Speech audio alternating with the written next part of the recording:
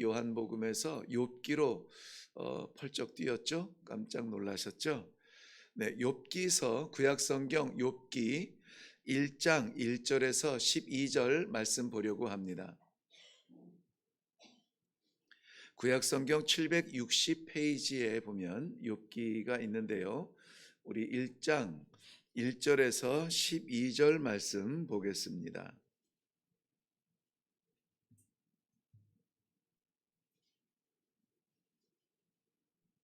찾으셨으면 우리 한 목소리로 같이 읽도록 하겠습니다. 시작.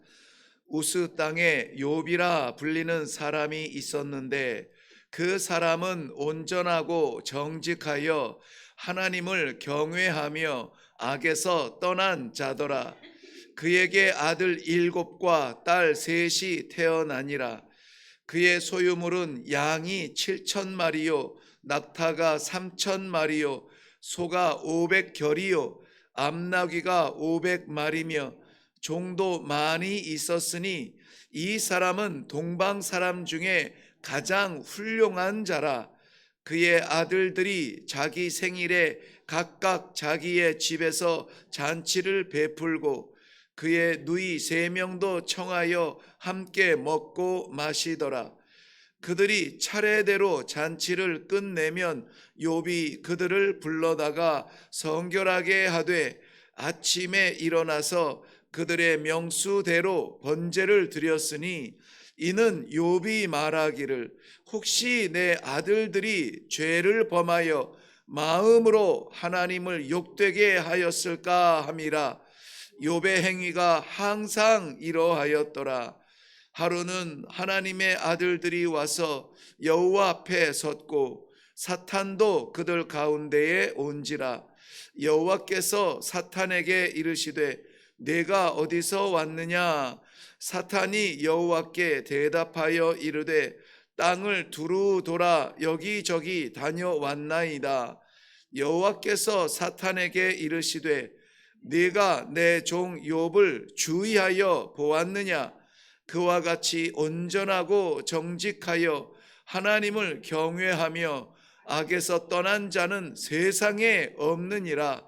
사탄이 여호와께 대답하여 이르되 욥이 어찌 까닭 없이 하나님을 경외하리이까? 그 주께서 그와 그의 집과 그의 모든 소유물을 울타리로 두르심 때문이 아니니까? 주께서 그의 손으로 하는 바를 복되게 하사 그의 소유물이 땅에 넘치게 하셨음이니이다. 이제 주의 손을 펴서 그의 모든 소유물을 치소서. 그리하시면 틀림없이 주를 향하여 욕하지 않겠나이까? 여호와께서 사탄에게 이르시되 내가 그의 소유물을 다 네 손에 맡기노라. 다만 그의 몸에는 내 손을 대지 말지니라. 사탄이 곧 여호와 앞에서 물러가니라. 아멘. 네, 우리 먼저 기도하겠습니다. 살아계셔서 역사하시는 하나님 아버지, 이 아침에 사랑하는 주의 백성들 하나님의 말씀 앞에 다시 불러주시어서 오늘도 변치 않고 주만 따라가겠습니다. 주님만 바라보겠습니다. 주님만 나의 왕이십니다. 고백하며 우리의 삶을 내려놓고 하나님 꼭 붙들고 살아가는 성도로 이 아침에 불러주시니 감사합니다. 말씀 가운데 우리 하나님의 진심을 보게 하시고 미련하지만 미약하지만 그 진심을 믿으며 믿음의 길로 걸어갈 수 있도록 은혜를 베풀어 주시옵소서. 오늘도 분명히 희미하지 않게 분명히 저희들에게 아버지의 마음을 보여주실 줄로 믿사옵고 예수님 이름으로 기도하옵나이다. 아멘. 네, 우리 욥기를 시작하게 되는데요. 오늘 1장을 시작하면서 우스 땅에 사는 욥이라는 사람에 대해서 말씀을 묵상하려고 합니다. 그런데 자칫 잘못 보면은 우리 마지막 12절에 사탄이 곧 여호와 앞에서 물러가니라. 이 사탄이 지금 물러가는 이 장면은 굉장히 아주 그 의기양양하고 사탄이 한번 뭔가 해보려는 듯한 그러한 마치 사탄의 시대가 되는 것처럼 그렇게 오늘 본문은 마무리합니다. 그런데 과연 사탄의 그 의기양양하며 기대대로 될까? 오늘 아침에도 사탄은 하나님께서 흔들어 깨우신 우리의 삶을 향해서 이처럼 의기양양해서 온갖 방향, 방편, 사람들, 방법을 다 동원해서 우리를 넘어뜨리려고 아마 출동하지 않았을까? 네, 이런 생각이 듭니다. 공중 권세 잡은 자가 우리의 삶의 각 자리마다 총출동하고 있는데요. 우리는 그러나 두려워하지 않습니다. 오늘 본문 말씀에서 하나님께서 우리에 대한 아버지의 생각을 분명히 보여주시기 때문입니다. 그래서 우리는 사단의 공격에 두려워할 사람이 아니라 하나님의 보호하신 장벽 안에 우리는 찬송할 수 있는 사람들이다, 믿음의 사람이라 하는 이 확신을 가지고 오늘도 내려갈 수 있기를 바랍니다. 욥기를 묵상하는 사람들이 대부분 처음에 1, 2, 3장을 묵상하면서 갖는 궁금한 점이 생기죠. 뭐냐면은 먼저는 당연히 욥은 하나님께서도 이렇게 말씀하셨지만은 욥은 의인이다, 이렇게 생각을 할 수가 있습니다. 정말 이렇게 사는 사람들이 있을까 할 만큼 욥은 의인이라 이렇게 천명하고 있죠. 그런데 그 의인이라 불리는 욥이 당하는 이유 없는 고난은 뭘까 하는 그러한 궁금한 점이에요. 그러니까는 이게 이해가 되어지지 않으면은 우리 성도들도 내가 그토록 하나님을 사랑하고 하나님을 믿고 하나님을 전하고 하나님께 기도하고 신앙생활 열심히 하려고 하는데 이해할 수 없는 이 고난은 무엇입니까? 우리 성도들이 신앙이 성장하려고 할 때에 찾아오는 이 궁금함 때문에 넘어지는 사람들이 참 많습니다. 그래서 오늘 이 욥기는 사실 1장 1절만 우리가 완전하게 해석이 돼도 참 좋을 텐데 이 1장 1절만 해석하더라도 너무 많은 시간이 걸려요. 그런데 오늘 이 집필하는 사람들에 의해서 12절까지 구별이 된 말씀을 우리는 묵상해야만 됩니다. 그렇다면 1장 1절에 우리는 매여 있을 수 없고요. 1장 1절에서 12절까지의 내용 가운데에서 하나님께서 오늘 우리들에게 주시는 소중한 하늘의 능력이 있는데요. 그것을 함께 깨닫고 기도하면서 내려가기를 원합니다. 오늘 본문을 이렇게 정하고 12절까지 정하고 제목을 뭐라고 했냐면은 내 종 욥을 보았느냐, 이렇게 제목을 잡았더라고요. 이 제목은 우리 8절 말씀에 가서 보시면 여호와께서 사탄에게 이르시되 내가 내 종 욥을 주의하여 보았느냐, 주의하여 보았느냐, 여기에 있는 말씀을 따와서 내 종 욥을 보았느냐, 이렇게 제목을 잡은 것 같아요. 저는 이 제목 오늘 갑자기 욥기로 뛰었네 하면서 이 제목을 보면서 은혜가 됐어요. 여러분도 그러한 분들이 계신 줄 믿지만은 이 말씀을 묵상하는 생활의 습관이 있잖아요. 그러면은 구석구석 하나님께서 감춰 놓으신 은혜를 보물찾기 하듯이 사실은 내가 찾은 건 아니죠. 하나님이 보여주시는 것인데요. 정말 그런 보여주시는 들꽃처럼 보여주시는 은혜가 있어요. 내 종이죠. 내 종 욥을 보았느냐라는 이 제목을 통하여서 제게 오늘 이 말씀을 갑자기 욥기로 뛰게 하신 그 하나님의 마음을 볼 수가 있더라고요. 하나님께서는 보여주고 싶은 게 있는 거예요. 하나님께서는 이 세상 앞에 이 험난하고 이 바닥을 칠 수밖에 없는 연약한 가운데서 길을 찾기조차 어려운 혼란의 세계에서 특별히 사탄 앞에 보여주고 싶은 게 있다는 것입니다. 예수 그리스도로 말미암아 의롭게 된 우리 성도들은 간직해야 될 무엇이 아니라 보여주어야 될 무엇이 있는 사람들이에요. 그것을 우리는 사명이라고 말합니다. 사명이 있다 없다는 간직한 사명이 아니라 그것이 드러나고 나타나고 선포되고 세상을 향하여서 또 이 사탄을 향하여서 전쟁이 선포되어지고 나타날 때에 그것은 사명이 실제적으로 나타나는 것이에요.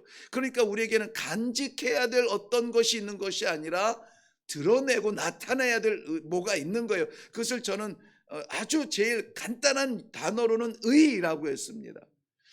우리 안에 의가 있습니까? 없습니까? 우리는 다 의롭게 된 사람들이에요.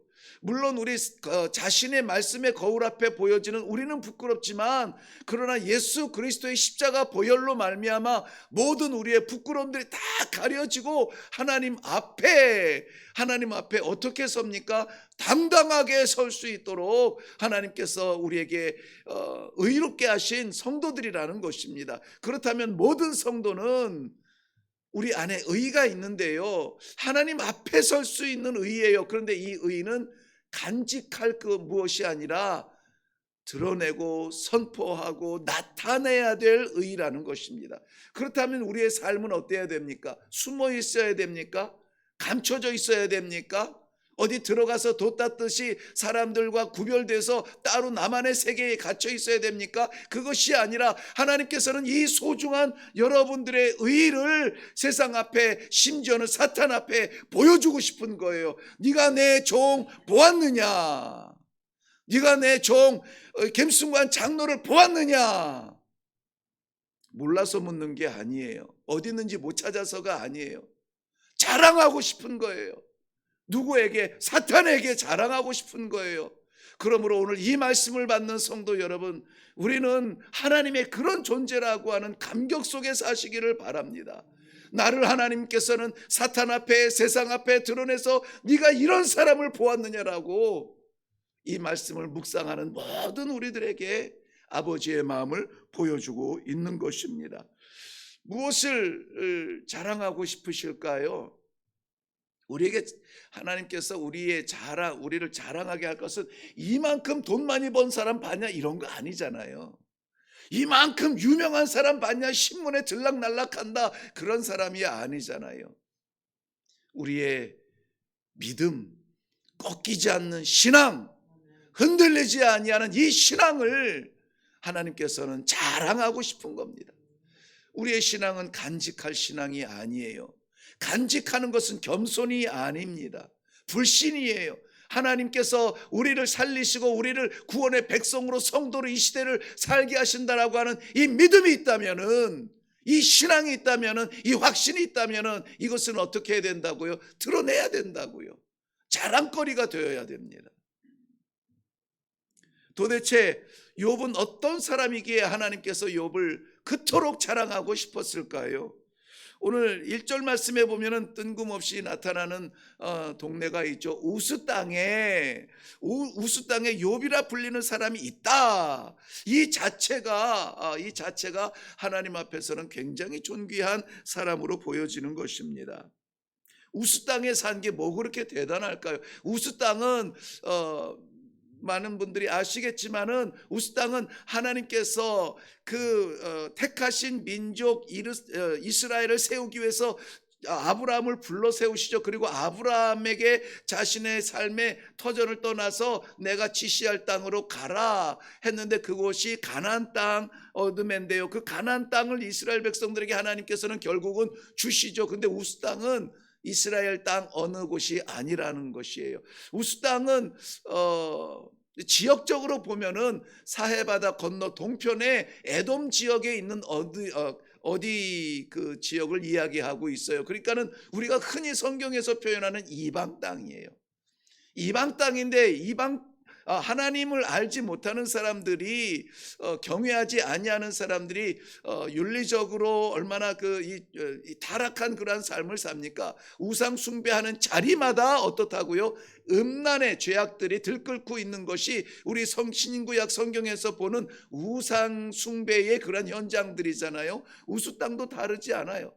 에레미야 애가에 보면은 에레미야 애가 4장 21절 말씀에 보면 우수 땅이 구약 성경에 한 2번 정도 나오는데요. 그 중에 그 지역적인 설명을 하는 것은 이거 한 곳밖에 없어요.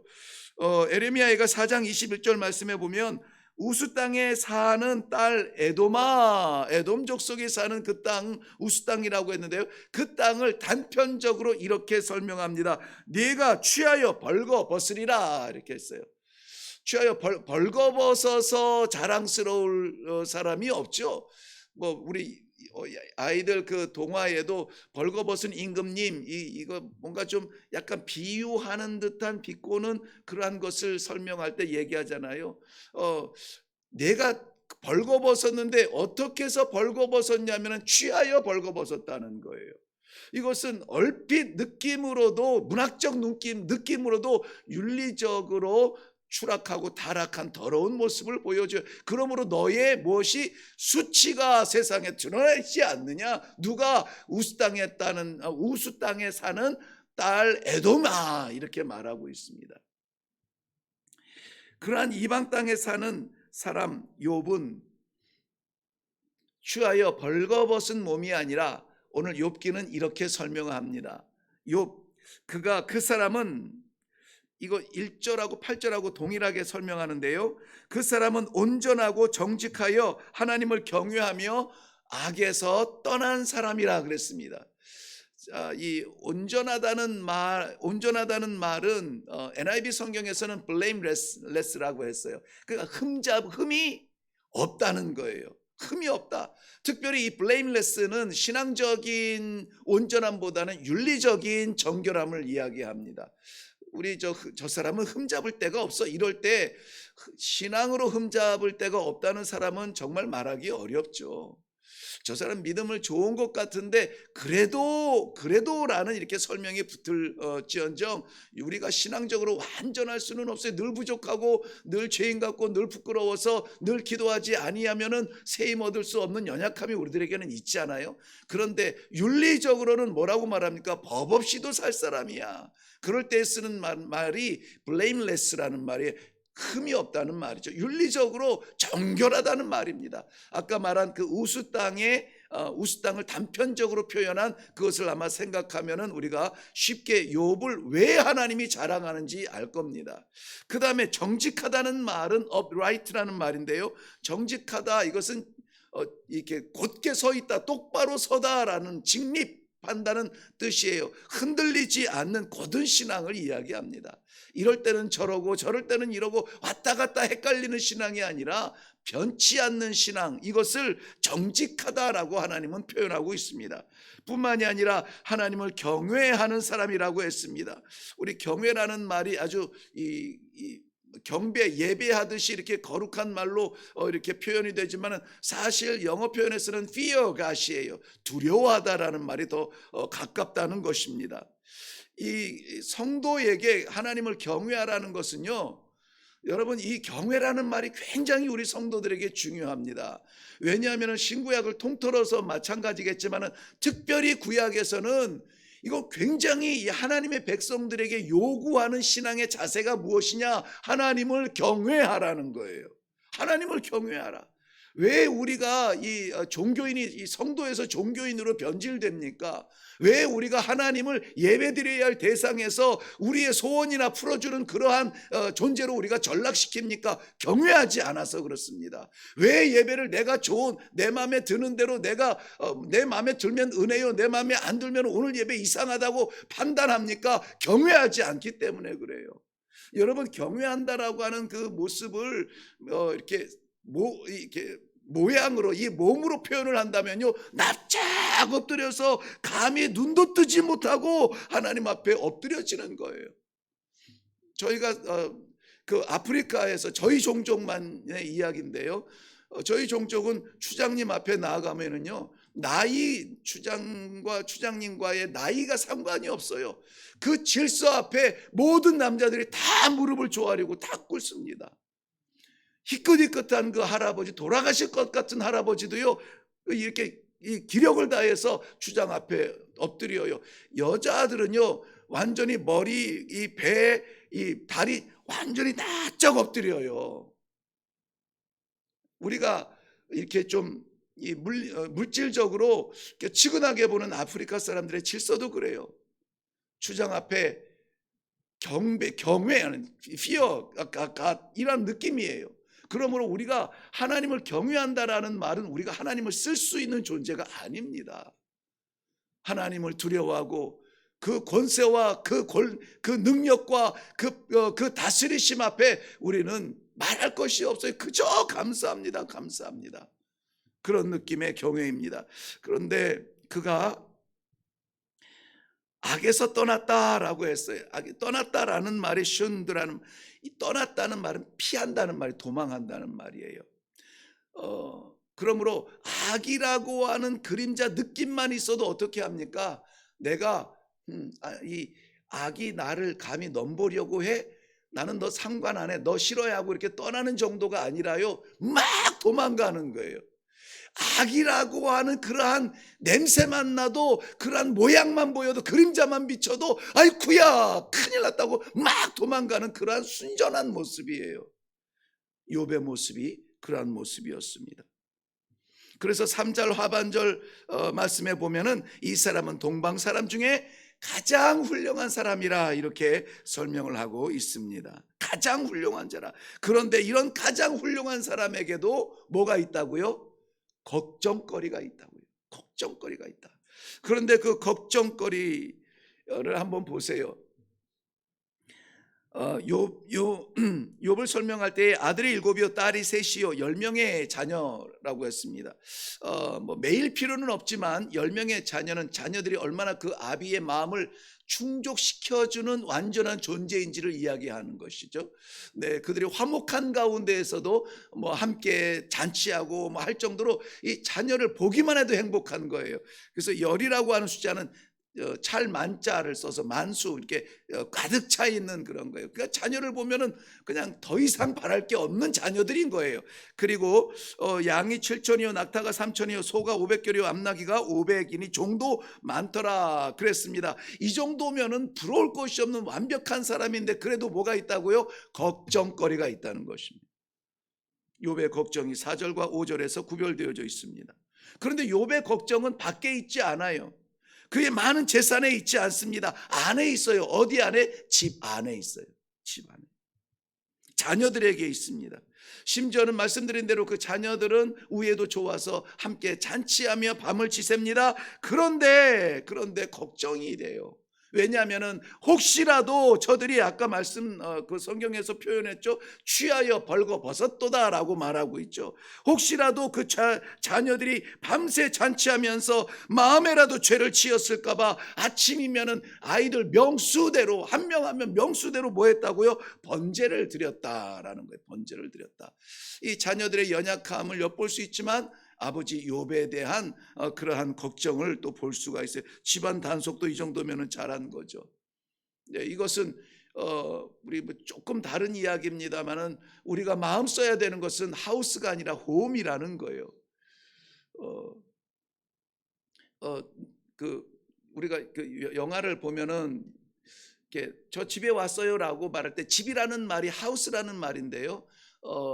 나 집에 왔어요라고 말할 때 그 하우스를 쓰지 않아요. I'm home에서 나 집에 왔어라 말할 때 home이라는 단어를 써요. 그런데 우리는 이 하우스를 만들기 위해서 전력을 다하고 모든 걸 다 쏟아붓고 아침부터 저녁까지 자식들이 귀찮게 달라붙는 것도 저리가 나 피곤해 할 만큼 뭐를 위해서 힘써요? 하우스를 위해서 힘써요. 그런데 욥의 걱정은 이 하우스가 아니라 홈에 있었어요. 그 안에 사는 영혼들, 내 자식들을 바라볼 때에 늘 걱정이 되고 염려가 되어서 하나님 앞에 번제하지 아니하면 안 되는 그러한 마음을 가지고 있었다는 것입니다. 바로 그때에 천상에서 하늘에서 회의가 있게 됩니다. 하나님께서 천사들을 부르시고 아마 사탄도 소환된 것 같아요. 사탄이 자의로 하나님 앞에 나아갈 수는 없죠. 하나님께서 이 사탄을 부르시고 이 천상의 회의를 하게 되는데요. 그 가운데 하나님께서 네가 어디서 왔느냐? 나는 세상을 여러 곳을 다 돌아다녀 보았습니다. 그랬더니 세상을 다녔다는 이 사탄의 말을 듣고 하나님이 번뜩 떠오르면서 사탄에게 질문을 합니다. 네가 내 종 욥을 어떻게 자세히 보았느냐? 자세히 보았느냐? 일거수일투족을 보았느냐? 그의 생각까지 보았느냐? 그의 삶의 구석을 보았느냐? 그의 낮을 보았느냐? 그의 밤을 보았느냐? 그의 삶을 보았느냐? 라고 말을 합니다. 그러면서 하시는 말씀이 그와 같이 온전하고 정직하며 하나님을 경외하며 악에서 떠난 사람이 세상에 없지 않냐라고 말하고 싶은 거예요. 어제 우리 어제 수요일이었죠. 어제 저는 이제 성도들이 만나면 거룩한 얘기를 좀 하라 그러는데 저도 모르게 자꾸 이렇게 넘어져요. 우리 장로님들하고 어제 예배 후에 식사를 하면서 장로님 봤어요? 봤어요? 뭘 물어봤을까요? 축구. 네. 그 새벽에 1시에 그 사우디랑 아주 그냥 드라마 같은 축구를 했잖아요. 저는 보지는 못했는데 새벽에 이제 어떻게 그 뉴스를 이렇게 봤는데 극적인 승리를 했더라고요. 극적인 승리를. 그래서 아침에 그 이제 골 넣는 장면만 이렇게 좀 살짝 봤는데, 이야, 정말 드라마 아닙니까? 드라마. 그 뭐 다 끝나고 마지막 그 좀 시간 빼먹은 그 시간에 마지막 그 골을 넣는데요. 이야, 정말 여러분 보셨어요? 예. 제가 만약에 우리 한국이 져서 16강에서 끝났으면은 이 새벽에 이 설교하다가 내가 이렇게 물어볼까요? 아니에요. 그건 좀 감추고 싶을 거예요. 다 친한 거 뭐 또 얘기해 이럴 텐데 너무 좋은 거예요. 잘 모르지만 스포츠를 잘 모르지만 그래도 좋아요. 그러니까 얼마나 좋으면은 이 장로님들하고 주중에 처음 만났는데 앉아서 식사하면서 장로님 봤어요? 이렇게 물어보잖아요. 하나님의 마음이 그런 거예요. 욥을 보는데 사탄 앞에서 야, 내 종 욥을 봤냐? 네가 내 종 욥을 보기나 했냐? 이렇게. 왜 그렇죠? 부끄러워서? 아니에요. 자랑하고 싶은 거예요. 자랑하고 싶은 거예요. 오늘도 하나님께서는 사탄 앞에 이렇게 말할 겁니다. 네가 내 종 김승관 장로를 봤냐? 네가 내 종 기도의 종들을 보았느냐? 자랑하고 싶은. 오늘 욥을 시작하는 날이라서 좀 길었습니다만은 얼마나 시간이 흘렀는지 모르죠. 제가 새벽 예배를 인도하고 최장 긴 시간인데요. 하나님의 마음이 보이니까 너무나 저도 간절해요. 여러분은 그런 존재예요. 여러분은 그런 존재예요. 그랬더니 사탄이 뭐라고 합니까? 하나님이 도와주시니까 그러죠. 또 이런다. 이게 사탄이에요. 원인을 찾고 핑계를 찾고 막 하나님께서 도와주지 않으면 그렇게 하나님을 경외하겠습니까? 온전하겠습니까? 막 이렇게 하는 거니까 하나님께서 아니야. 그럴 사람이 아니야. 그 다음에는 이제 계속 우리가 묵상하게 되는 것입니다. 사랑하는 성도 여러분, 사탄이 하나님 앞에 고발하듯이 까닭없이 하나님을 경외하겠습니까? 까닭없이 그 믿음을 지키겠습니까? 까닭 없는 믿음을 보여주시기를 바랍니다. 하나님이 나를 살려주셔서 믿습니다가 아니라, 하나님이 내 병을 고쳐주셔서 믿습니다가 아니라, 하나님이 내 사업에 대박 나도록 성공시켜 주셔서 믿습니다가 아니라, 하나님이 내 자녀들 대학 붙여주고 멋진 기업에 보내주시고 성공시켜줘서 믿는 것이 아니라, 그렇지 아니할지라도 나는 하나님을 믿습니다. 무화과 나무가 말랐을지라도 나는 하나님을 믿습니다. 우리의 창고가 비었어도, 우리가 덤볐어도 나는 하나님을 믿습니다. 흔들리지 않냐는 이 믿음으로 살아가실 때에 하나님께서 세상 앞에, 사랑 앞에, 사탄 앞에 자랑하고 싶은 우리 성도들의 삶이 되시기를 주님의 이름으로 축원합니다. 기도하겠습니다. 하나님 아버지, 은혜를 감사합니다. 주의 사랑하는 백성들 흔들어 깨워주시어서 오늘도 보여주시고 싶은 우리 하나님 아버지의 그 마음, 사탄 앞에서라도 자랑하고 싶은 아버지 하나님, 이 기도의 열정들, 기도의 심령들, 하나님을 향한 믿음의 사람들, 오늘도 아버지 그렇게 살게 하여 주시옵소서. 하나님께서 우리의 기도에 응답해 주셔서 믿는 것이 아니라 침묵하셔도 응답해 주시지 않아도 우리가 이유 없는 고난을 당해도 변질하지 않는 이 믿음을 하나님 지킬 수 있도록 축복하여 주시옵소서. 감사드리며 예수님의 이름으로 기도하옵나이다. 아멘. 네, 오늘 말씀을 나누던 중에 자녀들 이야기가 나올 때 불쑥 오늘 기도의 제목은 우리 자녀들이다, 이렇게 마음을 정했을 수 있습니다. 물론 우리의 자녀들을 위하여서 반드시 우리는 기도해야 됩니다. 밤새 파티하며 자기들의 삶을 살아가는, 여기에 보면은 아비가 그 가운데 있다는 말이 없어요. 자녀들끼리 보낼 때에는 항상 위험이 따라요. 술 취하여 벌거벗을 수 있습니다. 그러므로 욥은 자녀를 위해서도 반드시 하나님 앞에 번제했는데, 중요한 것은 우리의 까닭없는 믿음이 여전히 우리를 붙들고 있어야 됩니다. 그리고 이 믿음은 하나님께서 세상 앞에, 사탄 앞에 자랑하고 싶은 그러한 믿음이어야 됩니다. 네가 내 종 욥을 보았느냐라고 자랑할 만한 그러한 믿음의 사람들이 다 되시기를 주님의 이름으로 축원합니다. 오늘 이 시간에 기도할 때에 흔들리지 아니하는 이 믿음을 주시옵소서. 핑계 없는 믿음을 주시옵소서. 이유 없는 믿음을 주옵소서. 그저 우리 하나님 아버지를 믿고 오늘도 우리의 삶을 맡겨 드릴 만한 그러한 믿음의 사람이 되게 하여 주시옵소서. 하나님께서 사탄 앞에 마음껏 자랑할 수 있는 믿음의 사람으로 살아가게 하여 주시옵소서. 유혹이 오고 시험이 오고 도전이 온다 할지라도 무너지지 아니하는 믿음으로 이기게 하여 주시옵소서. 우리 이 시간에 다 같이 기도하시면서 내려가겠습니다. 우리 다 같이 기도하겠습니다.